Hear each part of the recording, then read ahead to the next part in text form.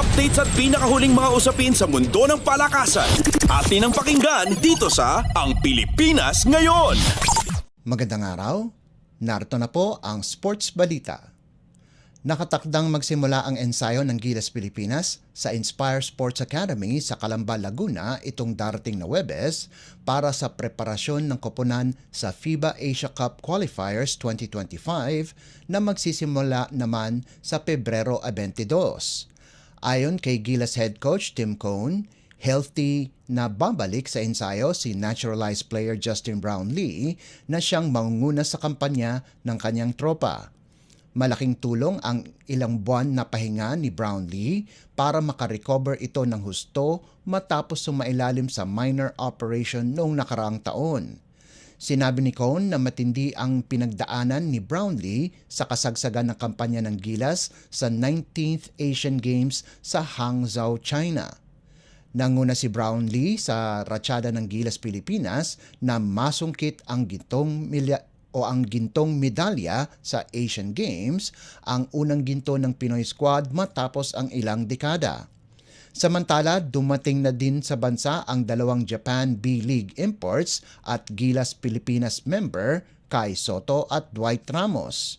Sinabi ng dalawang pambato ng Gilas na sabik na silang sumalang sa panibagong 4-year cycle kasama si Coach Tim Cone at dedicated umano sila na maglaro para sa Gilas sa panahong iyon. Updates at pinakahuling mga usapin sa mundo ng palakasan. Atin ang pakinggan dito sa Ang Pilipinas Ngayon. Sa unang pagkakataon sa loob ng mahigit isang buwan, si 30 Ravenna at ang Sun N Neo Phoenix ay nakatikim ng pagkatalo sa Japan B-League.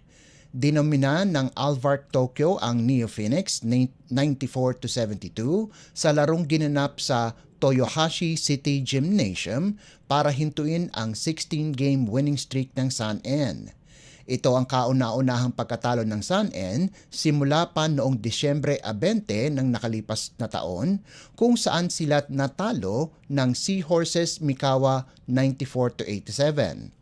Bumagsak sa 34-5 ang win-loss record ng Neo Phoenix, subalit ito pa rin ang pinakamagandang marka sa Division 1 kaya't nananatili silang nasa tuktok ng team standings. Tumipa si Ravenna ng 16 na puntos, 4 na assists at 3 rebounds habang nakapagtala si Cody Clark ng 19 na puntos.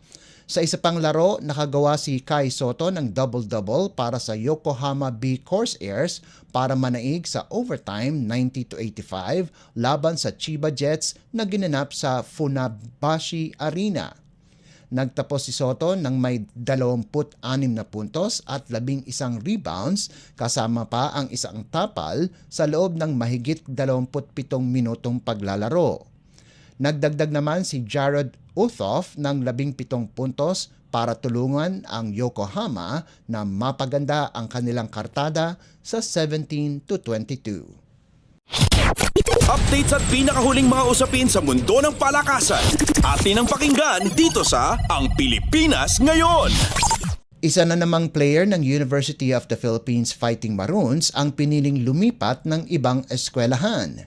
Ang dating NCAA Juniors Most Valuable Player na si Luis Pablo ay lilipat sa poder ng De La Salle Green Archers. Ang 6'7" forward ng Fighting Maroons ay nakapaglaro sa 16 na laban ng UP noong rookie pa lamang siya noong season 86, subalit limitado lamang ang kanyang paglalaro kung saan ang average playing time niya ay 9 na minuto at 9 na segundo lamang kada laban.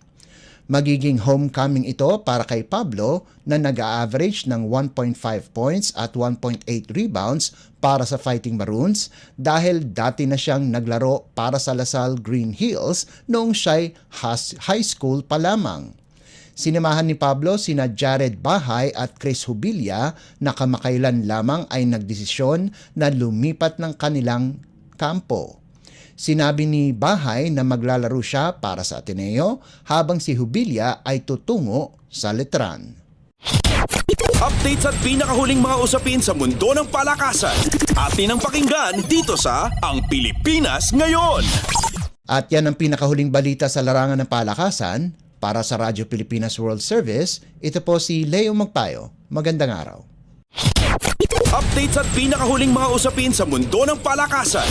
Atin ang pakinggan dito sa Ang Pilipinas Ngayon.